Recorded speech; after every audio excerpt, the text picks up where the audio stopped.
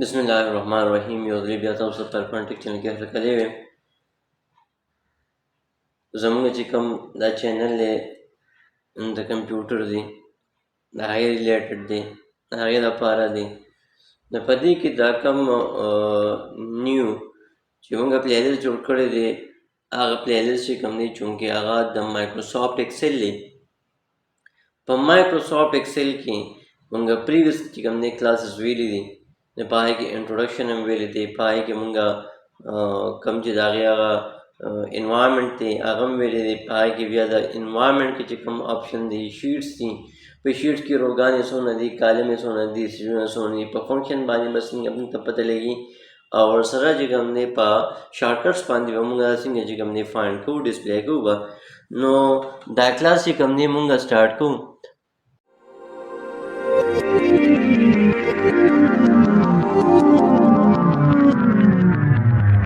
نو زه به داسې کار وکړم چې راوشم وینډو لوګو آر به پریس کړم او دې ځای کې دا کوم چې رن وینډو ده، نو دا رن وینډو به راشي. په دې رن وینډو کې به دلته زه چې کوم دی ورکړم یو ایگزیکیوټیبل نیم چې کوم سره دی ایکسل.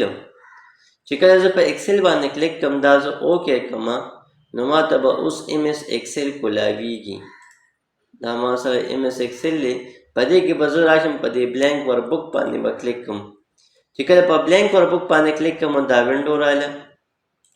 اوس دا ما سره شیټ دی، فرست شیټ دی، او دا زمونږ چې کوم دی هغه وینډو ده. صحیح ده، دا زمونږ هغه پروګرام دی. صحیح شو. انوایرمنټ مونږ ویلی دی. نن ډایرکټ چې کوم دی راځو په دې کې دا کوم چې هوم ټیب دی، په هوم ټیب کې فرست ګروپ چې کوم دی هغه مونږ وایو نه هغې ته وایي فانټ. اوس دا فونټ څه ته وایي؟ فونټ څه شی دی؟ نو فونټ چې کوم دی دا کوم لیکل چې مونږ کړي وي په شیټ کې، یا کوم لیکل مونږ وکړو او هغې له مونږ څه سټرکچر ورکړو، د هغې څه سټایل چې کوم دی ورکوو، یا چې کوم دی هغه بولډ کوو، ایټالیک کوو، انډرلاین کوو. صحیح ده. نو دغې ته مونږ څه وایو؟ فونټ وایو.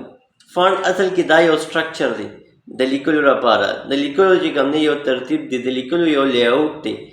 اوس دلته زه راځم، فار ایگزامپل دلته زه کوم چې سبجیکټ obtained ټوټل، دلته دا کوم چې سبجیکټ دی، چې سبجیکټ پکې چې ما فار ایگزامپل وایسته اسلامیات، انګلیش، اردو، میث، فزکس. صحیح شو. او دې نه ما دا obtain مارکس ورکړل. صحیح شو. دلته ما ورکړه دا ټوټل مارکس، دلته مې ډبل کلیک کړ. ها دې ځای کې رالم، د دې لیکلو سلیکشن ما واغېسته. د لیکلو سلیکشن نه بعد کې رالم، دا پکې سټایلز دي. دا په دې کې مختلف سټایلز دي. چې کوم یو سټایل تاسو چې کوم نه لیکلی ورکوئ، یا د هغې لپاره سوټډ وي، یا تاسو ته چا سره ډاکومنټ درکړی وي چې هلکه دا ټیبل ماله جوړ کړه، یا په دې کې دا شیټ کې ماله دا ریکارډ انټر کړه، خو د هغې لپاره دا سټایل به دا ورکوي. نو دا مختلف سټایل دي. ځینې سټایل چې کوم دی یو وي، ځینې سټایل بل وي. د هرې ادارې یو خپل فارمیټ وي، هغې فارمیټ کې هغه لیکل کوي. صحیح ده. نو دا پکې موږ سره سټایل دي. بیا پکې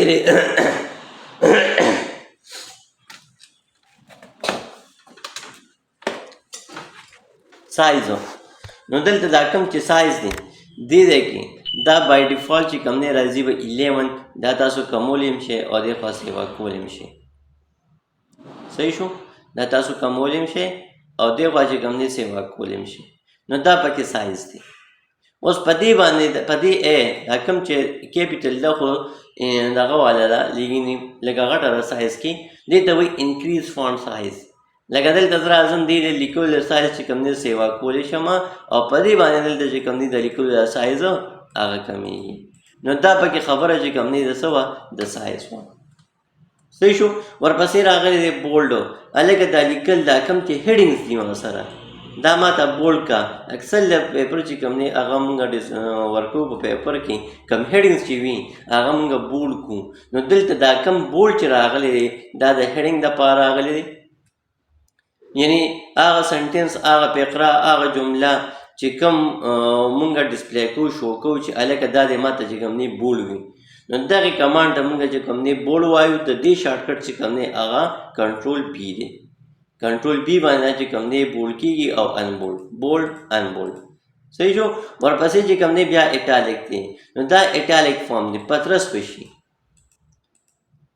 دا کوم ځای کې کله چې موږ دا ډاکومنټس کې یعنی مطلب یو ټاپک دی او دا هغه ټاپک باره کې چې کوم دی هغه انفارمیشن خو موږ لیکو یا ډیفینیشن لیکو نو هغه ډیفینیشن چې کوم دی دا په کاږه وي پترس وي دغه ته اټالیک فارم وي. شارټکټ د دې کنټرول آی دی صحیح شو. ورپسې چې کوم دی راغلی د کمانډ بل هغې ته وایي انډرلاین.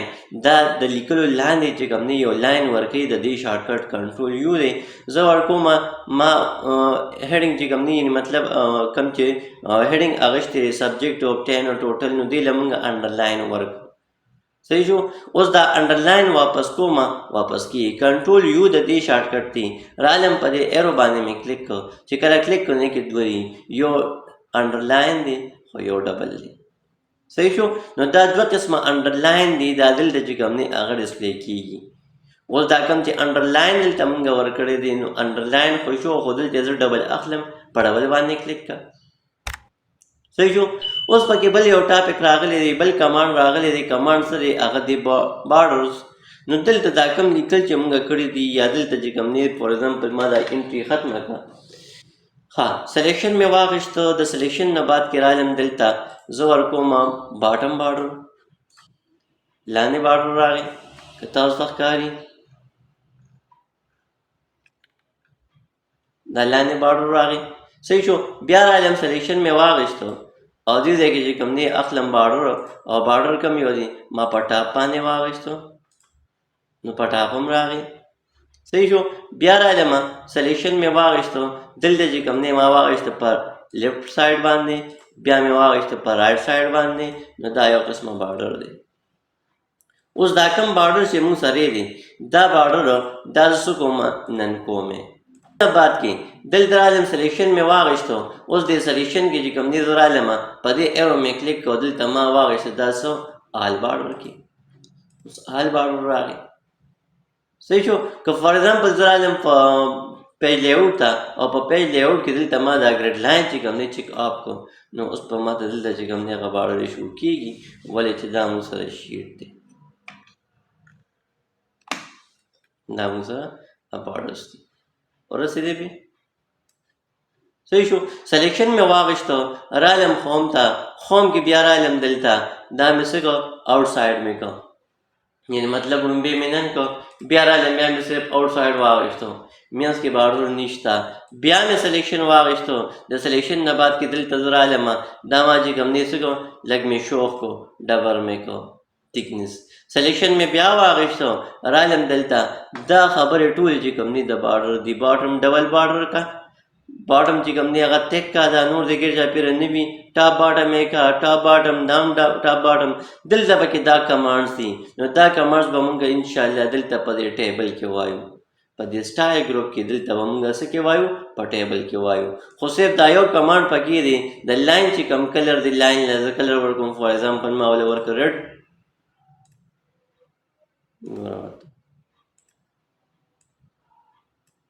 صحیح شو. دا پکې لاینز کلر دی دلته پکې مینس کې ورکوم ورکولی شو نو په دې طریقه باندې مونږ دا بارډر چې کوم دی هغه جوړولی شو. ګوره دا پنسل شیپ راغلی دی اوس دا پنسل شیپ ختمو نو دلته په کیبورډ کې یو بټن د هغې ته وایي اسکیپ په پرس کې نو دغه کوم چې کمانډ دی دا پنسل شیپ والا لاین والا هغه به ختم شي او په اریز باندې چې کوم دی دا اریز کېږي صحیح شو. او بیا چې کوم دی کینسل کېږي اوس دا کوم چې ورپسې بل کمانډ دی هغې ته موږ وایو پیل کلر څه ته وایو پیل کلر. اوس دې لیکلو له زه کلر ورکوم خو څو هایلایټ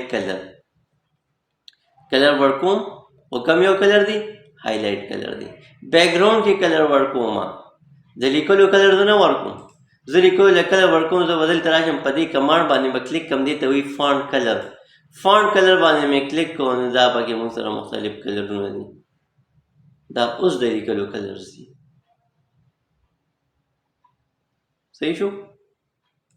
ورپسې اوس دا کمانډ چې کوم دی هغه کمپیوټر سټایل مونږ وی مونږ سایز چې کوم دی سیوا کو بولډ هم کو ایټالیک هم کو انډرلاین هم کو ډبل هم کو صحیح ده او ورپسې چې کوم دی مونږ بارډرز وی د بارډرز نه بعد کې مونږ هایلایټ وی ټیک کلر وی اوس ورپسې راځو د فونټ سره خوا کې دا وړه شانتي بټن د کنټرول شفټ اف د دې شارټکټ ته فونټ سیټینګ وته وي زه یو سټایل دی هغه سیټ کوم بای ډیفالت چې کله زه لیکل کوم چې اومق سټایل کې وی نو د سیټینګ چې کوم دی دا ټول وسنه دی دا د کنټرول شفټ اف نه دی دلته وراشم په دې ایرو باندې به کلیک کوم چې کله په دې ایرو باندې کلیک کوم اوس په ماته یو وینډو کولاویږي دا وینډو رااله اوس په دې وینډو کې دلته چې کوم دی دا پکې سټایلز دي دا بولډ ایټالیک انډرلاین دی بولډ ایټالیک او ریګولر دی سټایل دی پکې انډرلاین دی سنگل اخلي ډبل اخلي سنگل کاونټینګ اخلي ډبل کاونټینګ اخلي ورپسې چې کوم دی بیا کلرز اخلي د کلرز نه بعد کې دلته سټرایک تھرو سبسکرپټ سوپرسکرپټ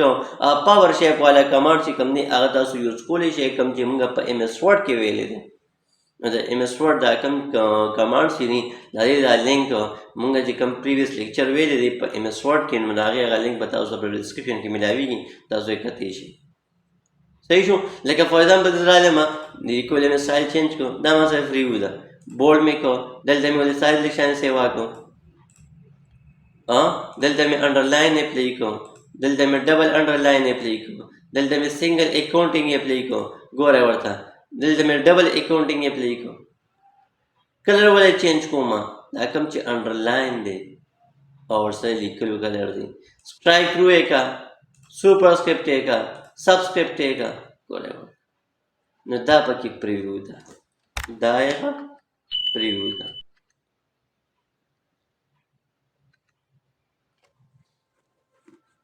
دی خوا ګوره ورته سټرایک تھرو